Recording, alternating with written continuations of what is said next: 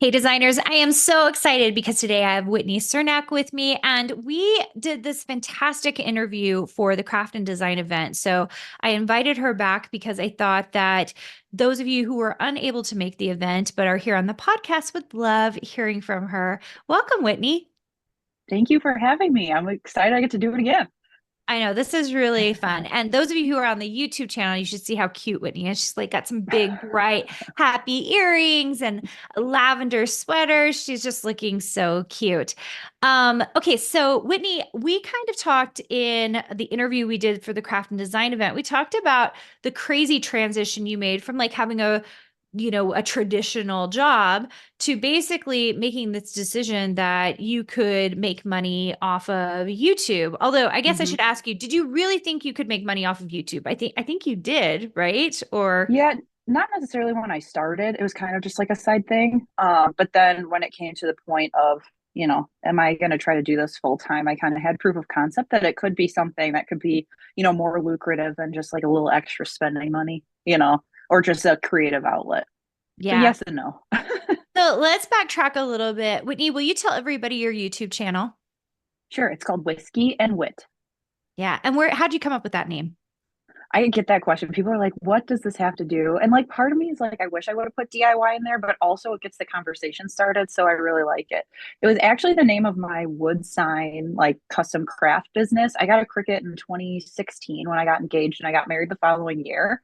And like anybody, I wanted some extra money to pay for the extra fluff stuff that you want for your wedding. So I started doing bachelorette t-shirts and signs for other people's weddings while I was also DIYing my stuff. And whiskey barrels were hugely popular in 2016 and like the rustic type of wedding. I love alliteration. I had a bunch of different name ideas and that one just spoke to me and I ran with it. So there's no like grand like secret meeting behind it. But I do, and my name's Whitney. So that's where Yeah. the wit part came from. It's so funny. So between now and when we had our first interview, I have had a chance to spend some time on your channel and it's delightful, like absolutely Oh, thank you. delightful. So I watched an episode where you were making planters for, like, so you're like, you've got all the power tools, you've got your miter saw out and you're like, you're chopping all the things. What's your hope when people watch your channel? I hope that once they watch it, whether they are brand new and have never made anything in their life or they're looking for new inspiration, that they just leave knowing, A, they're more powerful than they probably think they are, and that, it doesn't have to be as hard as you think it is with anything that we're doing. I want you to be able to, go back and maybe you don't make the full planter if that's too much, but maybe you're inspired to get a planter and plant some pots on your patio. Just something to take away. So then that way you're adding a little bit of joy and creativity to your life. So I think it just kind of is a nice stress reliever for people as well to just kind of do something fun and creative. Yeah. So interestingly enough, I like kind of dug through your content and you do all the way from like dollar store finds into building something to like these big like wood structures. Tell me Mhm. about your thought process on why you have so many different types of projects that you're showcasing on your YouTube channel. So I think it boils down to I needed to do that out of necessity. Long story short, I started posting videos after my wedding because I kind of had like a creative lull because I was doing all this stuff and I, just wanted something to do. And I learned via YouTube a lot of things. So I thought, hey, I could try this out. I started doing a lot of the things that I was watching. So, like how to decorate your house with Dollar Tree items, how to DIY things, super inexpensive. We were newlyweds. We had just had a wedding. We hadn't been that developed in our careers yet. So it was like I didn't have all this money to spend. So it was helping me furnish a house. Then the pandemic hit. And it seems like a lot more people got into the content creation space, which is awesome. This is such a fun job. Like, I'm so happy for other folks. But I got to the point that so many people were creating Dollar Tree content that I felt like I was just a small fish in a big pond. And my marketing background clicked in, and it was like, okay, you have to figure out a way to differentiate yourself because, at the end of the day, like nobody is going to sit and watch 25 Dollar Tree videos if they all go up in the same week. Like, how do you get people to be interested in your work and then eventually in me as, a person to watch? And so it started by, adding Cricut content and that did well. So I was like, okay, well, what else can we do? I started doing, Walmart stuff, like how to find dupes for high-end stuff or how to make it yourself. And then we picked up power tools and that performed well. So it kind of just was a necessity out of needing to find my own lane in a niche that became oversaturated to the point where I was like, okay, if I don't adapt, I probably will, kind of fall behind and won't be able to grow here. Yeah. I love how honest you are about like strategically you have to be. I think a lot of people have the idea that if you're producing, if you're a content creator, you're just kind of like whatever feels good. And Mhm. I don't know that that's actually the case. Can you tell me a little bit about that? That's a great question. I think I try my best to create content that people are going to want to watch because at the end of the day, if I'm just making stuff for myself, that's great, but it's almost kind of slightly wasting my time. Like, yes, it's bringing me joy, but when I'm doing this for work, it doesn't really make a whole lot of sense to just do what feels good for me. So I try to keep an eye on, what is performing well. Because at the end of the day, when you're a YouTube creator, the more views you get, the more views on advertisers' content that they get, and the more that you're compensated for that. So it's my goal to find stuff that A, you're going to want to click on in the first place. Is it a good topic? And then, is it something that you're going to want to sit there and watch, for enough time, and hopefully see an ad, maybe interact with it, and show that show those advertisers that I'm somebody that you want to watch. But also, I think as a content creator, there is a little bit of you have to do some of that stuff for yourself or you will burn out. Mhm. So it's trying to figure out a way that, okay, I am, especially when you're full time. I mean, if you're just doing it on the side and you just happen to be recording projects you're going to do anyway, it's kind of a whole different ball game. But for me, it turned from a side hustle to wanting to go full time. And it's like, okay, at the end of the day, we have bills we have to pay. I don't have another job bringing money in. So I have to find a balance between, okay, what's going to perform well, and then also what's good for my mental health and my joy. So then that way, at the end of the week, I'm not like, this is like way too much because there is a lot that goes on behind the scenes of I don't just make a project and a video appears like some people think. So it's definitely trying to strike a balance there. Yeah, super fascinating because I do think a lot of people look in at the influencer space, whether it's on Instagram and people are getting sponsorships or YouTube. And I did notice you do sponsorships on top of what you're making off the YouTube channel itself.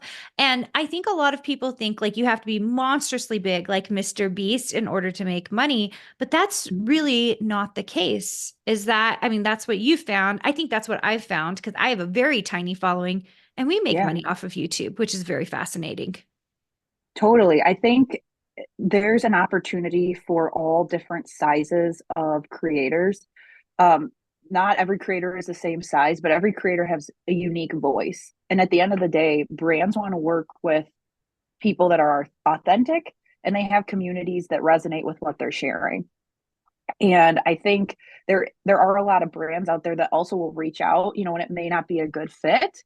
But I'm very grateful and blessed in the situation, that you have brands that are like, okay, I like what you're doing, I want to work with you. But I mean, I know they call them micro influencers, but like anybody that's worked hard to create any sort of following, gold star for them. But they can do everything from a brand might send you free product to then you can transition to, okay, they'll send you the product and then they may pay you for access to your community or access to your voice or access to your filming style. So yeah, you don't have to have, I mean, I don't have a million. You don't have to have a million. You don't have to have 100,000. You don't even have to have 50,000. It just depends on the platform that you're on and also the community that you've created. And if those folks want to interact with you, if brands are seeing, maybe you have a small group, but everybody in that group is really interested in what you have to say, that's very valuable. On the business side to those brands, especially if you resonate with that brand, already use them, maybe have already talked about them. They're not 100% looking at that follower count. They're looking more at, what can you provide as a personality, what content do you create, things like that. Yeah, interesting. Okay, I would love to talk. I think this is kind of a great way to wrap it up too, is pros and cons of deciding to choose this space to make money in. Because this is really different than those of you who are listening, a lot of you are designers and making money in the design space versus this is what we consider an influencer space, making money via creation content and Mm-hmm. sponsorships. Let's start with pros. Like, why are you glad you got into it? Like, what are the big pros? Why would you say anyone should get into this? And then we'll dig into the cons. Totally. So I think it's important. Before I did this, I didn't really understand the difference between what you would think of as like an influencer and a content creator. And you can be both, but they are different. And this is just my definition. I'm not like, there's not an official definition, but what I see is if you're a content creator, a majority of your income is coming from you creating new content, just like it sounds. So you're creating craft content, you're creating comedy content, whatever that is, you can make money on that from wherever. Influencers, I find, have a lot more of their income coming from selling products. So when you are watching a reel and somebody's like, look at these really cool jeans or this top, comment this and I'll send you the link. They're making a lot more of their money from, selling products, which both are great, but I think they're two different beasts. And I find myself, I'm kind of in the middle. I'm more of a content creator, but I do the affiliate piece as well. And at the end of the day, all things considered, I am so glad that I made the choice to do this full time. It's not been an easy road, but overall, at the end of the day, like I'm incredibly grateful. I get to spend a lot more time with my family. I'm home every day with my son. I'm lucky enough to have this room that I can craft in, and it's been just a huge blessing to our family. So, not the easiest road, but I'm also glad I did it. Yeah. So, like cons, what's so not easy about it? And by the way, I've never heard the difference between content creator and influencer. I think that was really incredibly helpful. It's kind of the way Okay. you make the money. That's kind of Yeah, that's how I view it. I don't know if like you look Google that if that's what, but that's kind of in my mind how I see the difference and how I explain what I do to people. So yeah, you can kind of be one or the other or hybrid, but yeah, interesting. Okay, yeah. cons. What is so hard about it? What gets your, goat every day or makes things difficult? Totally. So I think first I have to preface this with like I am incredibly grateful for the job that I have. I see the blessings in it. I am so thankful. But to be completely honest, there is a mental health issue that goes on in the content creator space. On my channel, I've been very open. I had postpartum depression with my son. I've dealt with some depression and anxiety. And I think, especially as somebody that's used to working on a team, when you go to work by yourself, it can kind of mess with your head, especially because it's so hard to stay in your own lane when you can see the metrics and everything else that are going on with everybody else. Like you see how many times somebody else is posting, and comparison's truly the thief of joy. So I've had to figure out ways to kind of even out that. And I know sometimes that can probably sound, a little meta for the situation, but especially being online and the fact that people can say whatever they want to you behind a keyboard can be a little tough. Also, constantly innovating and being creative can be tough.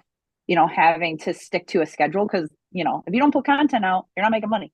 So it's continually figuring out how do I create new things? How do I replicate things that have done well? And that's kind of the marketing piece behind it. But I would say those are probably the two biggest things, staying on top of your game and then kind of the mental health. Like you don't have a team to work with, which I love people. So I've found good friends in the space that do the same thing, that they're kind of like my pseudo coworkers that really help through situations like that. Yeah, that is that. I mean, I think that's a really good thing to note or think about. Should you, if you're listening to this and you're like thinking about, getting into the space. I know most of you probably aren't thinking about getting into content creation for this, but maybe content creation in junction with your design work, right? Just showing like how to Totally. use your own designs. But I do think this is a problem overall that I see for solopreneurs, especially since Mm-hmm. COVID. So many people are working on their own, whether they're doing it. I mean, I have a team, but I'm still working by myself. I just am in meetings a lot of times with my team. But at the end of the day, I'm really by myself. And I think that can get to your head. And if you're not Mm-hmm. careful, the whole idea of comparison is the thief of joy. I do think it's very easy to go online and see what everyone else is doing and just feel completely defeated before you even begin. Mm-hmm. I think too, if you have folks that do a lot of like vendor fairs or markets, or even if you sell on Etsy, I think it's a similar thing where, you can see what everybody else is doing and that fishbowl piece. It can be nice, it can be motivating, but it can also be, on the other side of the spectrum as well. Yeah. So interesting. Well, I would love for people to go check out your channel because what a fantastically fun channel it is. Thank So will you. you tell everybody where they need to go so that they can connect with you? Totally. On YouTube, you can just search Whiskey and Wit, or you can go to whiskeyandwit.com. And I have blog posts with all my videos as well. Just spell out the word and. So whiskeyandwit.com. And then I'm on all the other platforms, TikTok, Pinterest, Instagram, all that fun stuff. So incredible. Okay, we'll have those in the show notes, you guys. Go check out what she's doing. I think it'll really intrigue you. Those of you, especially with design shops, and you're kind of trying to figure out like just how to get your products out there, maybe taking a look at these different platforms will help you. All right, guys, everybody have an amazing day, and we'll see you soon.